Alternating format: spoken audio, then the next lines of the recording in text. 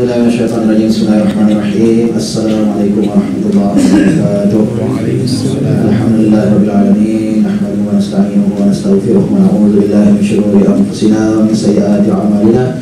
Man yahdihillahu fala mudilla lahu wa man yudlil fala hadiya lahu. Asyhadu an la ilaha illallah wahdahu la syarika lahu wa asyhadu anna Muhammadan abduhu wa rasuluh. Allahumma shalli wa sallim ala abdika wa rasulika Muhammad wa ala alihi wa sahbihi ajma'in. Qala Allah ta'ala fi kitabihil karim. A'udzu billahi minasyaitonir rajim. Qalu subhanaka la ilma lana illa ma 'allamtana innaka antal alimul hakim. Wa la haula wa la quwwata illa billahil aliyyil 'azim. Rabbi shrah li sadri wa yassir li amri wahlul 'uqdatam min lisani yafqahu qawli. Allahumma aftah alaina hikmataka wanshur alaina min khazain rahmatika ya arhamar rahimin. Allahumma nawwir qulubana bi nuri hidayatika kama nawwartal arda bi nuri syamsika abadan abada bi rahmatika ya arhamar rahimin. Allahumma ya fattah ya alim iftah alaina futuhal arifin warzuqna fahma nabiyyin. Wa sallallahu ala sayyidina Muhammad wa rabbil alamin. Walillahi min sahwa rasulih amma. Baik, kita bersyukur kita kepada Allah Subhanahu wa taala. Alhamdulillah dapat kita jumpa pada malam ini. Mudah-mudahan semuanya dalam keadaan baik, dalam keadaan sehat. Mudah-mudahan dengan cuaca-cuaca yang agak menduga kita, agak panas dan sebagainya. Tapi mungkin dalam 1-2 hari ini sudah sejuk balik kot rasanya. Begitulah juga tuan-tuan, untuk ingatan pada diri saya, untuk ingatan pada semua orang. Dalam Islam kita dilarang, tak banyak sedikit pun dilarang, tidak dibenarkan untuk mencerca cuaca.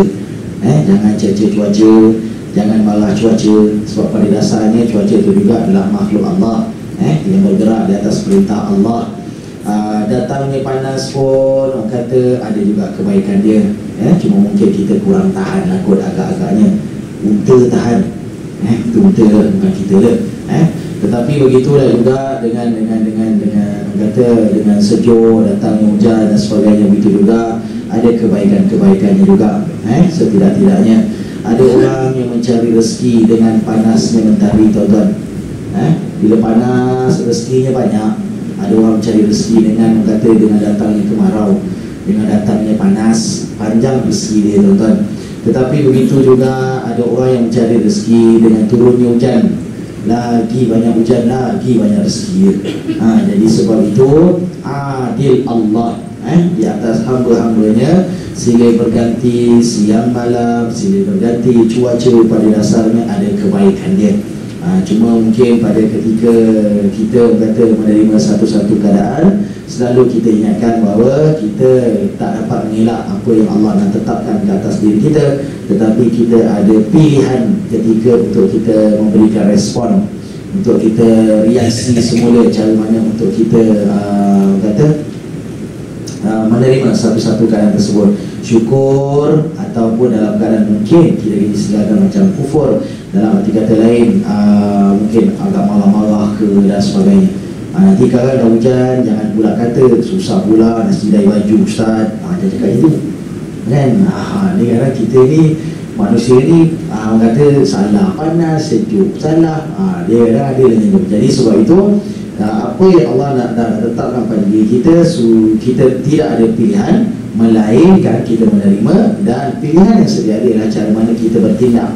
Dalam kita menerima tadi itu, kita masih lagi bersyukur, ataupun kita kata mungkin kita akan kufur, kita marah ke dan sebagainya. Itu satu ingatan tegas pada diri saya, dan begitu juga pada untuk tuan-tuan semua secara tidak langsung. Okey tuan-tuan, kita berhenti pada muka surat 20 buah. Ji 28, 29 28 nak masuk tafsir ulasan ke apa? Dah masuk 29. Ke mana baru nak masuk tafsir ulasan. Baru nak masuk. Okey. Baik, kita pada surah An-Nazi'at, surah yang ke-79, di bawah orang kata subtajuk yang berkaitan dengan sumpah tentang kemestian kiamat yang pastinya berlaku, perihal orang-orang kafir musyrikin pada hari tersebut, dan jawapan Allah terhadap keingkaran mereka mengenai kiamat. Okey. Baik, Kita nak masuk pada tafsir dan ulasan pada surah An-Nazi'at ayat 1 sehinggalah ayat 14. Baik, kebetulannya masih lagi pada peringkat awal, maka kita ulang balik daripada ayat tu. Mudah-mudahan kita akan dapat dunia gambaran-gambaran dia secara tak langsung dan keberkatan daripada ayat Allah Subhanahu wa taala insyaallah.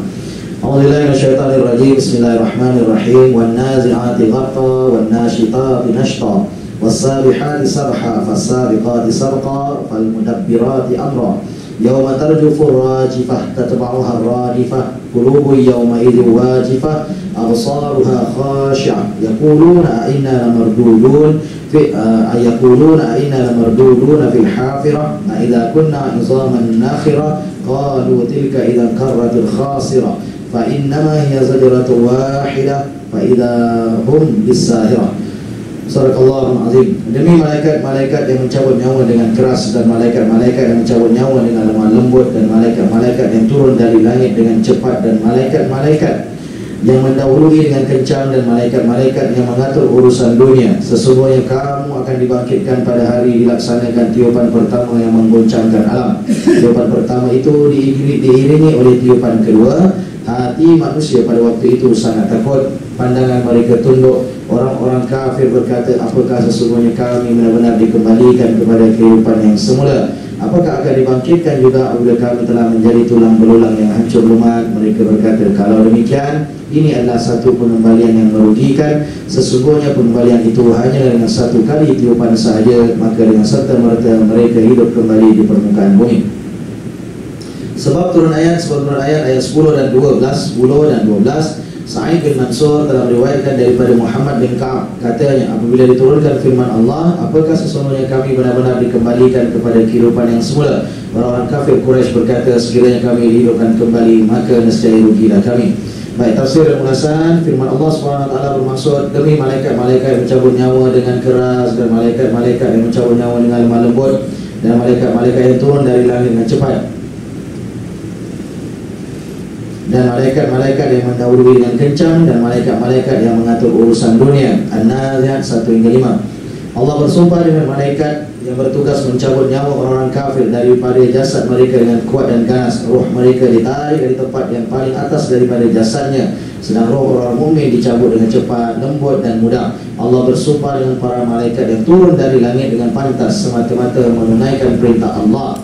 Allah bersumpah dengan malaikat yang mengiringi roh orang-orang mukmin ke syurga, menguruskan perkara yang halal dan haram, dan mentadbir angin serta hujan bagi penduduk bumi dan lain-lain. Dikatakan bahawa urusan mentadbir dunia diserahkan kepada 4 malaikat, Jibril, Mikail, Israel dan Israfil. Jibril menjadi penjaga angin dan bala tentera, Mikail menjadi penjaga hujan dan tumbuh-tumbuhan, Israel menjadi petugas mencabut nyawa, dan Israfil merupakan malaikat yang turun dengan tugas-tugas khas. Kata Hasan Al-Basri, 5 perkataan dalam ayat di atas maksudnya ialah bintang-bintang yang beredar pada tempat peredarannya dengan tenang berpindah di antara buruj-buruj dan berjalan pada falaknya, yakni pantas atau perlahan, merupakan satu arahan daripada arahan Allah. Allah menggunakan amra, tidak umura, kerana apa yang dikehendaki daripada sebutan itu ialah al-jins, atau kata nama bagi jenis urusan, bagi jenis urusan, yakni sebarang urusan. Oleh itu dengan sendirinya ia menjadi kata jamak. Menguruskan urusan alam ini pada hakikatnya adalah kerja Allah, tetapi disandarkan kepada malaikat adalah kerana mereka pelaksananya atau mereka adalah pemangkinnya. Jawapan kepada sumpahan di dalam ayat ini tidak dituturkan. Jawapannya diandaikan, ialah kamu pasti dibangkitkan selepas mati. Dalil kepada kenyataan ini ialah keingkaran mereka terhadap hari kebangkitan, sebagaimana yang disebutkan oleh Allah tentang mereka selepas sumpahan tersebut. Firman Allah sebagai mengungkap kata-kata mereka, yakni apakah akan dibangkitkan juga apabila kami telah menjadi tulang belulang yang hancur lumat. An-Nazi'at ayat 11. 3 ayat yang pertama kalau diperhatikan telah diataf dengan menggunakan huruf waw, sementara 2 yang terakhir telah diataf dengan menggunakan huruf fa. Ini kerana 2 ayat yang terakhir ini menjadi penyebab kepada ayat-ayat sebelumnya. Demikian pandangan Imam Az-Zamakhsyari. Baik, saya beri sebelum Okey, tuan-tuan. Ayat 1 sampai ayat 14 pada An-Nazi'at, kalau kita tengok di situ tentang persoalan bagaimana urusan-urusan yang berkaitan dengan persoalan ghaibiyah. Okey. Minggu lepas kita ada buat bincang sedikit yang ini berkaitan dengan persoalan sumpah. Sebab ayat-ayat Allah SWT terutamanya daripada ayat 1 sampai kepada ayat 5, kesemuanya bermula dengan, kita boleh katakan bermula dengan wawul qasam. Wawul qasam maksudnya adalah waw sumpah. Okey. Nah, waw sumpah maksudnya ialah demi, okey, itu bahasa mudahnya. Maksudnya demi malaikat-malaikat yang mencabut nyawa dengan keras. Tuan tengok Ustaz 27 tu. Kemudian pada peringkat yang keduanya, pada ayat yang kedua diatafkan dengan wawul ataf. Waw yang kedua dengan waw yang ketiga kita panggil waw ataf. Waw ataf ni apa tuan-tuan? Waw dan. Waw sambung. Waw sambung. Ataf tu maksudnya sambung. Jadi kalau ada nama anak kadang-kadang nak letak nama cucu ke Atif, jadi ejaannya sama dah tu. Wawul ataf ain ta fa. Ain ta dengan fa ataf. Jadi kalau nak letak macam Atif boleh tak? Letak macam tu. Ain ta ya fa. Atifun. Itu maksudnya dia bukan maksudnya sambung, tidaklah. Dia macam satu sendi, satu kesinambungan. Hari itu ada orang tanya kebetulan, dia kata dia nak letak nama anak dia Muhammad Atif Zakwan. Okey tu, Muhammad yang terpuji, Atif maksudnya yang berkesinambungan, yang sentiasa. Itu masuk Islam kita. Zakwan apa? Zakwan? Tak ada. Nama lelaki bukan Zakwan.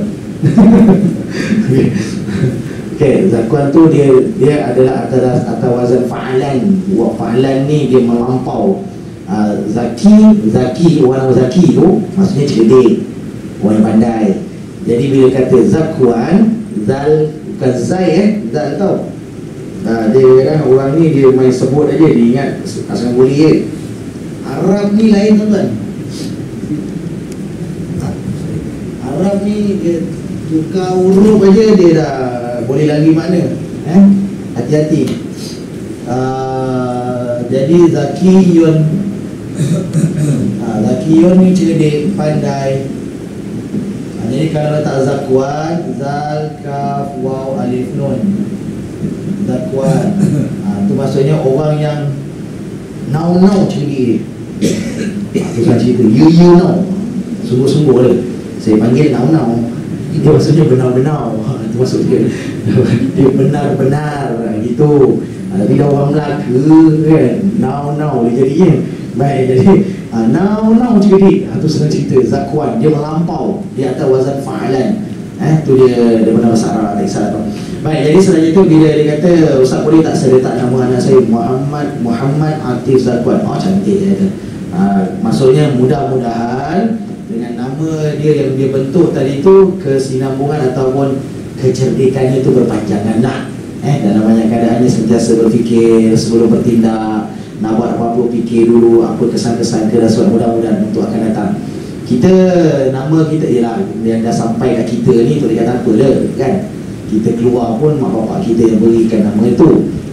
Tapi dalam kata lain, setelah kita menjadi ibu dan ayah, datuk dan nenek, kita mempunyai tak banyak sedikit tanggungjawab untuk memastikan nama-nama anak, nama-nama cucu, cicit dan sebagainya tadi itu mesti dalam kerangka yang baik.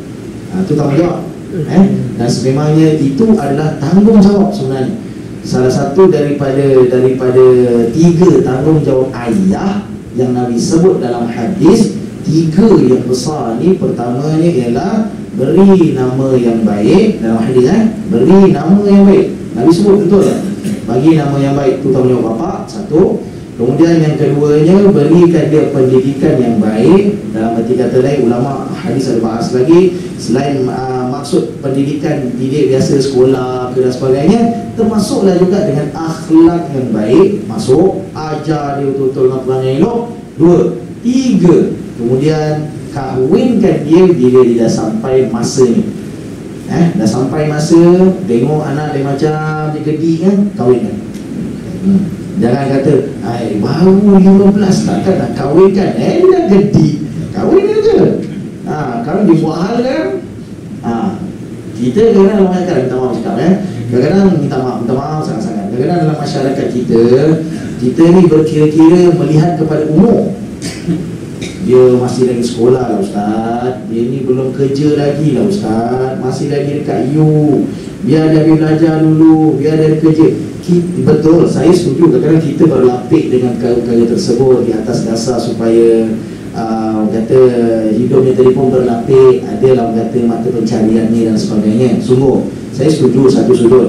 Tetapi begitu juga tuan-tuan, kadang-kadang kita jangan lupa budak-budak ni dia jauh daripada kita. Masa dia kat rumah, dia balik kampung, bolehlah kita cakap, bolehlah dia berlakon baik, elok aja, tapi masalahnya bila dia masuk balik dekat IU, masuk balik dekat IPT, masuk balik college dia dan sebagainya, dia dah jauh dari mata kita. Sedangkan mamat tu dekat satu kuliah dengan dia, Minah tu satu kelas dengan dia. Kita memang boleh cakap, mak tak izinkan kau jumpa dia. Ya, tapi masalah kelas dia sama. Dia tiap hari mandang, tiap hari nak menyapa. Dia tak nyapa, dia tak boleh belajar. Dia tak kata kita tak nyapa dia tak boleh belajar. Tak, mamat tu tak sapa dia, tak tegur dia, boleh belajar. Sekarang apa sekarang? Jadi keutamaannya ada.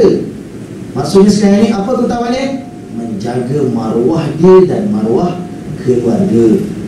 Pada tangan saya tuan-tuan, sikit-sikit lah saya buka.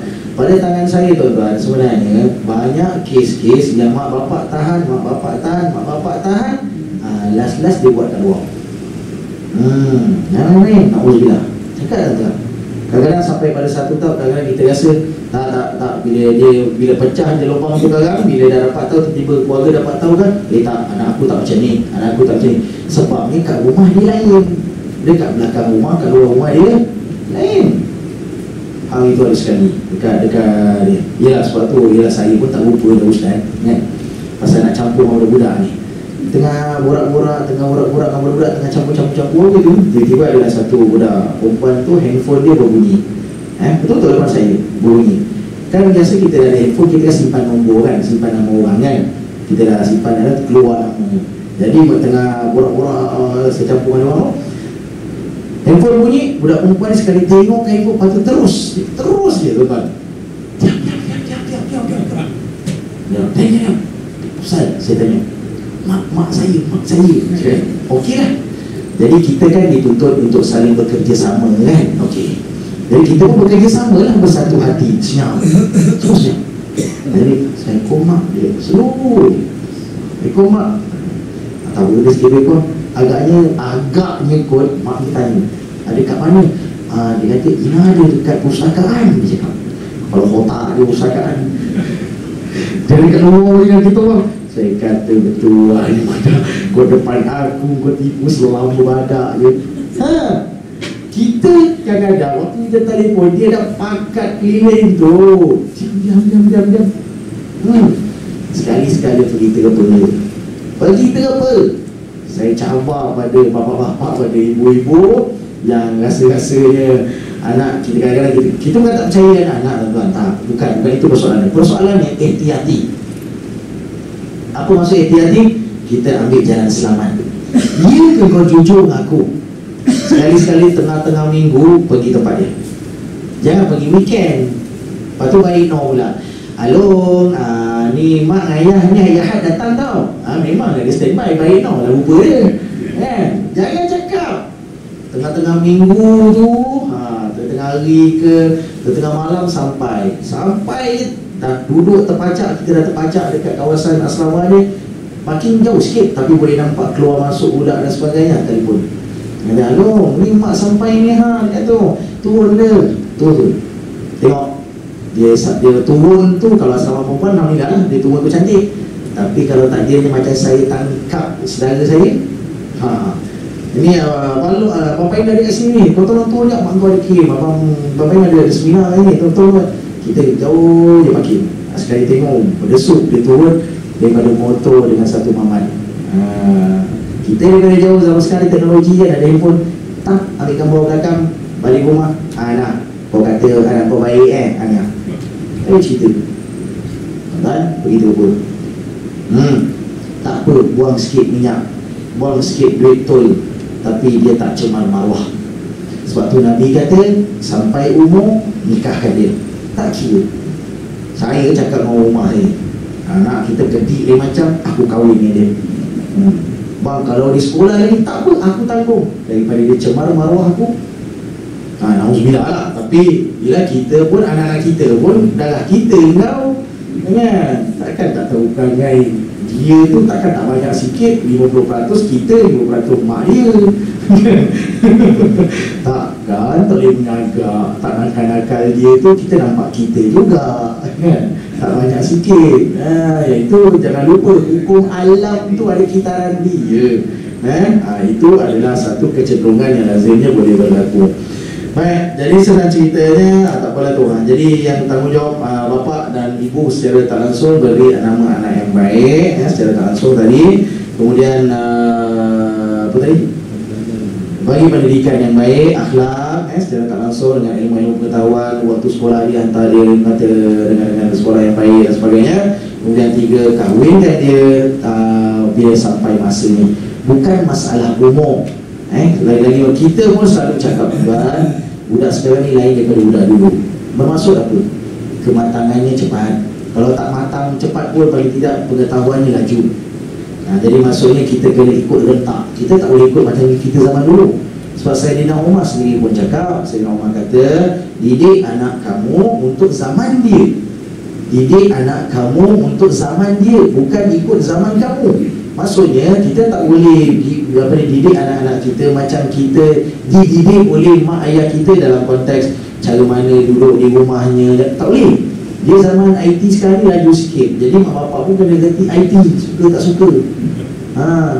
Pegang mouse, tikus tu, bukan tikus rumah tu, tikus komputer tu, tertikus. Dia pegang ganti. Kalau kita tak ganti macam mana? Kita tak terkejauh dengan apa yang anak-anak tahu.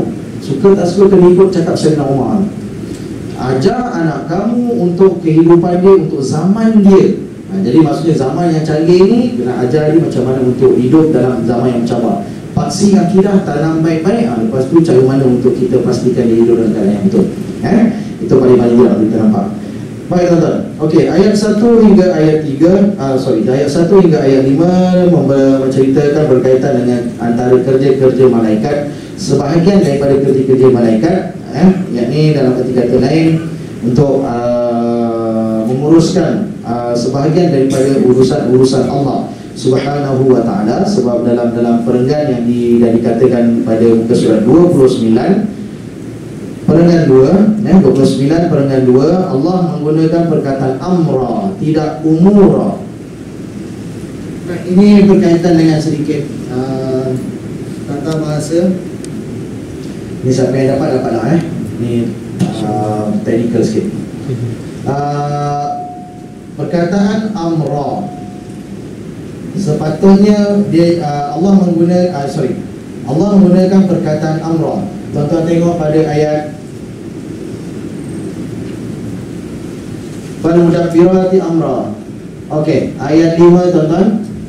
Allah menggunakan perkataan amra, tidak umura. Kalau ikut pada ayat 1 sampai ayat 4, sepatutnya dia jadi begini.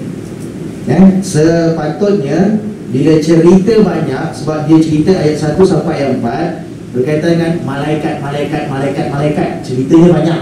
Jadi bila ceritanya yang banyak malaikat, maka dia punya kerjanya pun banyak. Jadi nak melambangkan kerja banyak, sepatutnya dia jadi umura. Tapi dalam ayat tu Allah tukar, Allah kata amra. Yang ni, yang macam tuan-tuan tengok pada ayat 5 tu. Jadi maksudnya seolah-olahnya malaikat yang banyak ni seolah-olahnya buat satu kerja. Kepada dasarnya seolah-olahnya macam tu. Tapi nak kalau ikut betul-betul sepatutnya jadinya, kalau ikut daripada sudut tu banyaknya kerja-kerja, sepatutnya umura yang tu tepi sana tu sepatutnya, tapi tetap jadi amra. Seolah-olahnya ayat 1 sampai ayat 4 sebenarnya mewakili kepada Allah. Mewakili kepada Allah, sebenarnya nak merujuk kepada Allah. Sebab Allah itu ahad, Allah itu tunggal, dia esa. Jadi amra itu, perkataan amra itu sebenarnya merujuk kepada Allah, tidak merujuk kepada malaikat. Malaikat itu cuma orang kata orang tengah. Allah bagi kuasa, engkau urus seperti mana yang aku perintahkan. Tapi hakikatnya itu adalah daripada Allah. Itu secara tak langsung kalau tuan-tuan nak tengok apa yang dikatakan. Sebab Imam Az-Zamakhsyari, kalau seperti mana yang tuan-tuan tengok di situ, dia merupakan seorang tu kalau tengok pada ada nama dia kat situ pada perenggan 4 yang akhir yang kita baca tadi tu. Okay, demikian pendapat Az-Zamakhsyari daripada atas, daripada perenggan 2 sampailah ke bawah dikatakan pada pandangan Imam Az-Zamakhsyari. Imam Az-Zamakhsyari ada kitab tafsir dia, dan kitab tafsir dia hanya semata-mata berkata menafsirkan ayat Al-Quran berdasarkan kepada tata bahasa, grammar saja, kawaid aja. Berdasarkan kawaid itu didatangkan dia punya pandangan. Ayat ni patutnya jadi macam ni, tapi Allah tukar. Itu soalannya macam tu. Tak sepatutnya macam ni, sepatutnya macam ni, tapi Allah tukar. Soalannya gitu. Dalam konteks tata bahasa. Baik.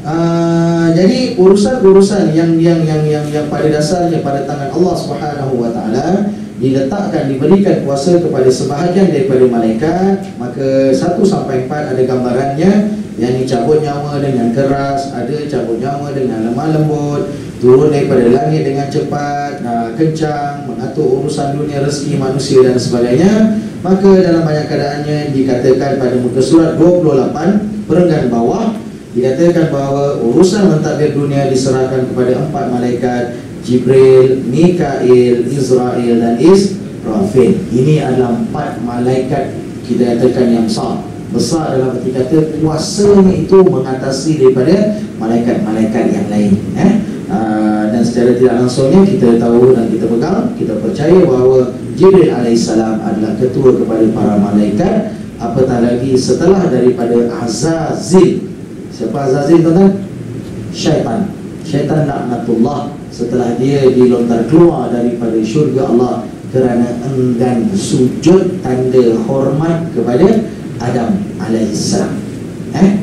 Dia sujud tanda hormat, bukan sujud tanda ibadat.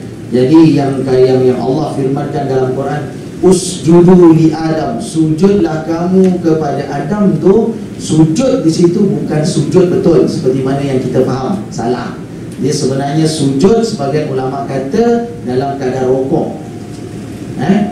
Dia sebenarnya rokok satu, dan ada sebagian kata gambaran rokok tu pun bukan rokok seperti mana yang kita salat, tak. Sebagian ulama tafsir kata sekadar tunduk bongkok sikit aja.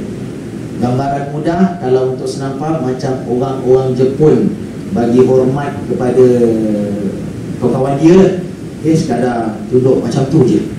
Sekadar hormat gitu je, tidak dalam kedudukan sujud seperti mana sujud dalam salat. Sebab sujud dalam salat merupakan satu gambaran merendah diri, tunduk seorang hamba kepada Allah Subhanahu Wa Taala. Jadi maksudnya walaupun kata sujud tadi tu digunakan di situ, tapi tidak memberikan maksud seperti mana sujud dalam salat. Jauh beza, dia tak sama di situ. Baik, jadi dia kata kat situ ialah amrah dan bukannya umurah seperti mana yang dikehendaki daripada sebutan itu adalah jins. Jins ni, ni pun masalah teknikal sikit. Dia ada sebut dalam perenggan 2 tu jins. Ni pun siapa dapat lah. Dia berkaitan begini. Ini berkaitan dengan persoalan ilmu mantik. Mungkin ada sebagian pernah dengar ilmu mantik. Ilmu mantik ialah berkaitan dengan ilmu mantikun. Mantik ni maksudnya ilmu yang berkaitan untuk, macam mana nak cakap betul lah, saya faham macam orang ni lebih kurang kita kata macam ilmu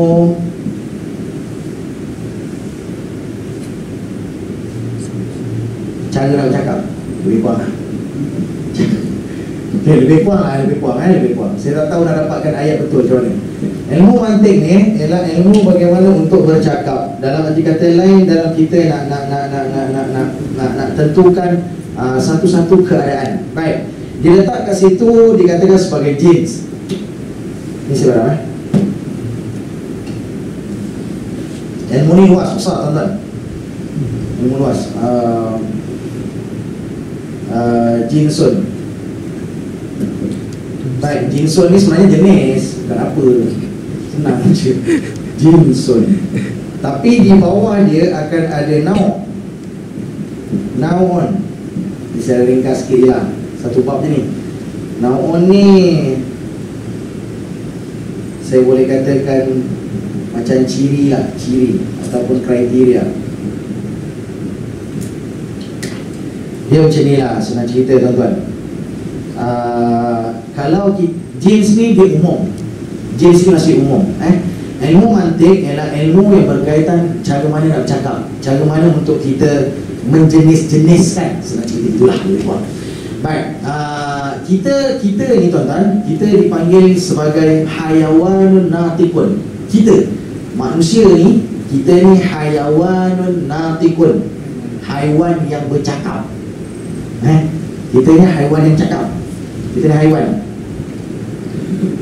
Giling. Apalah orang ni kata ustaz ni tak senonoh.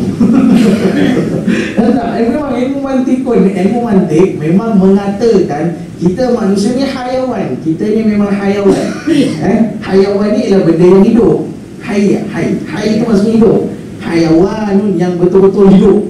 Jadi binatang tu pun kataan asalnya tadi tu hai tu maksudnya hidup. Itu senang cerita.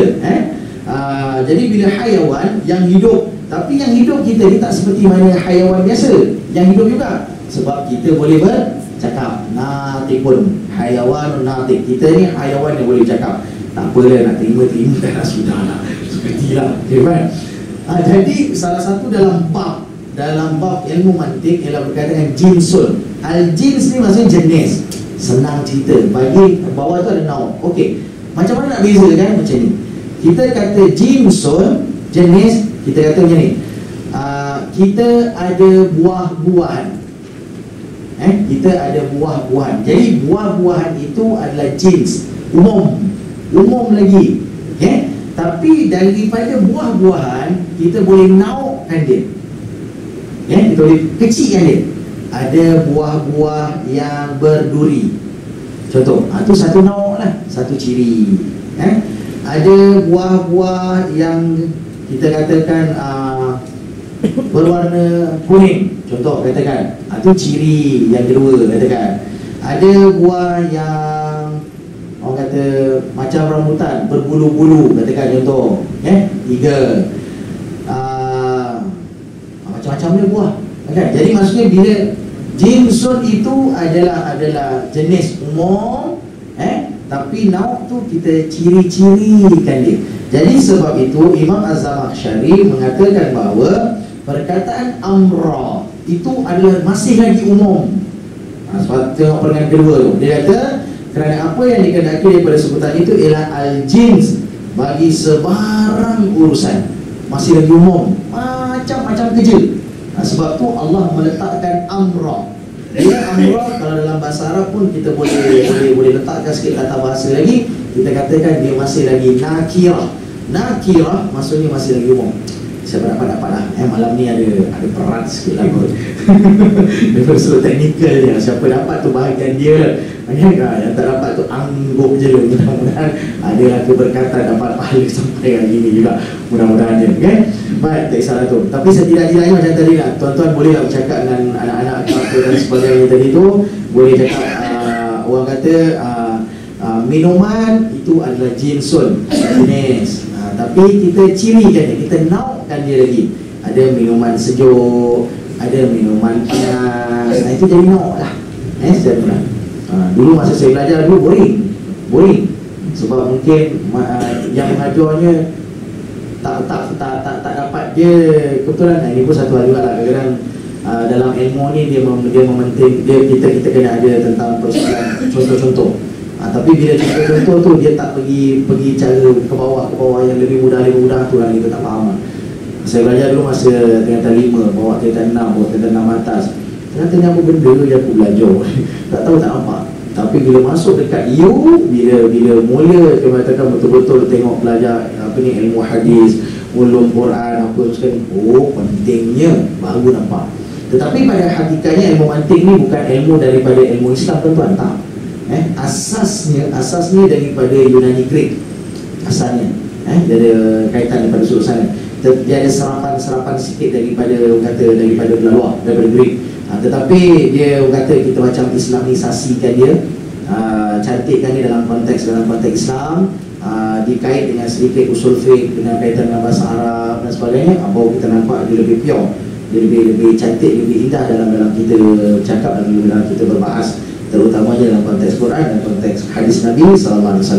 Baik, kemudian dikatakan di situ tentang persoalan ada dikatakan bahawa pada sumpahan Allah Subhanahu wa taala, terutamanya pada ayat 1 sehingga kepada ayat 4 yang berkaitan dengan para malaikat, disambung dengan secara umumnya pada ayat 5, maka kesemuanya itu merupakan sumpahan kepastian daripada Allah Subhanahu wa taala, yakni terhadap keingkaran mereka terhadap hari kebangkitan. Tetapi Allah nak katakan bahawa itu adalah satu kepastian, itu pasti berlaku, dalam arti kata lain, kau akan mati. Sebab persoalan ayat 1 sampai 4 ialah lebih kepada persoalan kematian yang pasti berlaku kepada manusia, dan begitu juga urusan-urusan yang akan berlaku.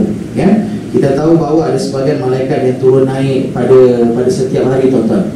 Ada shift malaikat sebelah pagi berdasarkan hadis Nabi SAW. Ada shift malaikat pada sebelah petang lepas asar.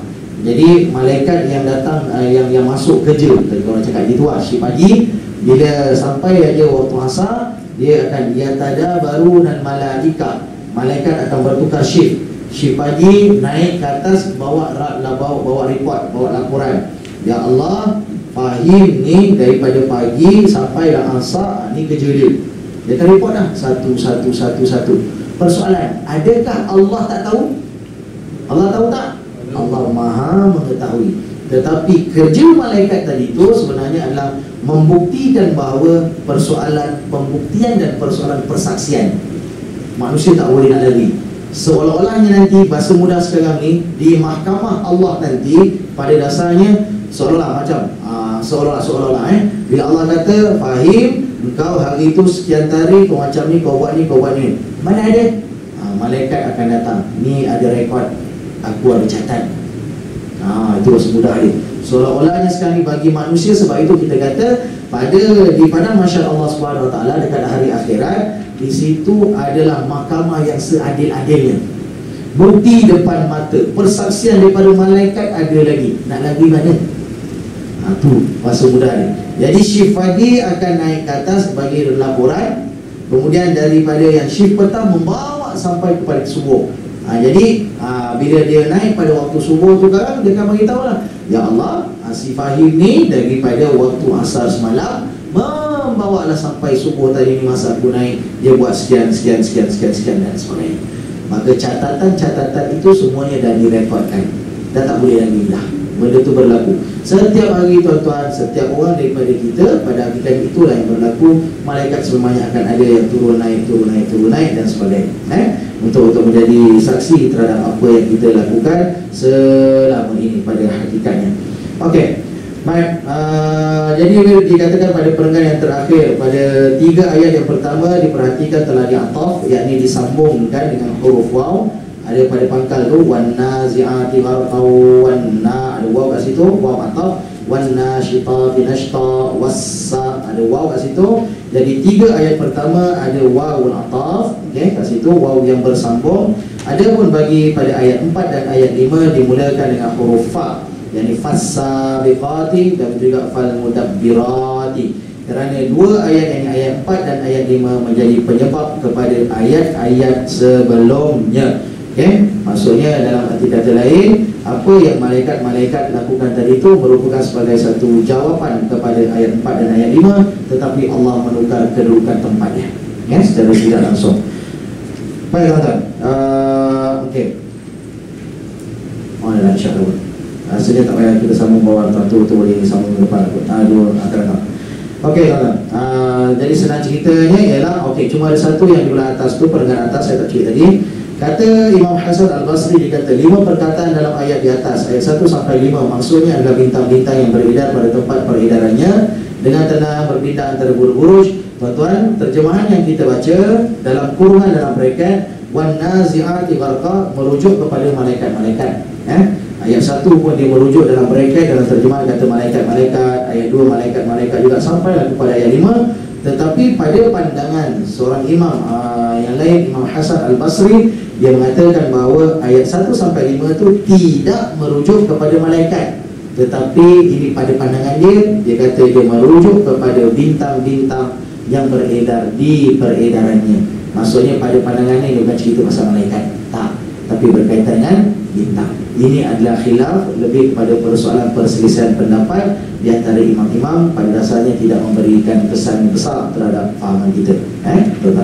Baik, tapi kalau ikut kepada bentuk susunan ayat, dalam banyak keadaannya adalah lebih merujuk kepada persoalan malaikat, dalam banyak keadaannya, apatah lagi pada jawapan kepada persoalan 4 dan persoalan 5 adalah amat jelas merujuk kepada urusan-urusan yang dilakukan oleh ayat 1 hinggalah kepada ayat 3 terutamanya. Baik, saya rasa itu saja untuk malam ni. Mudah-mudahan ada manfaat untuk kita fikir-fikirkan. Wallahu a'lam. A'udzubillahi minasyaitonir rajim. Bismillahirrahmanirrahim. Alhamdulillahirabbil alamin wassalatu wassalamu ala asyrofil anbiya'i wal mursalin wa ala alihi wa sahbihi ajma'in. Allahumma fa'alna bima 'allamtana wa 'allimna ma yanfa'una wa zidna ilman walhamdulillahi ala kulli hal. Allahumma arina al-haqqa haqqan warzuqna ittiba'ahu wa arina al-batila batilan warzuqna ijtinaba. Ya Allah, ya Tuhan kami, berikanlah kepada kami kebenaran itu sebagai satu kebenaran dan berikanlah kami kekuatan untuk menurutinya ya Allah. Dan Kau berikanlah kepada kami kebatilan itu sebagai satu kebatilan dan berikanlah kami kekuatan untuk menjauhkannya ya Allah. Allahumma rabbana atina fid dunya hasanah wa fil akhirati hasanah wa qina adzabannar. Wa sallallahu alaihi wa sallam Muhammad wa alihi.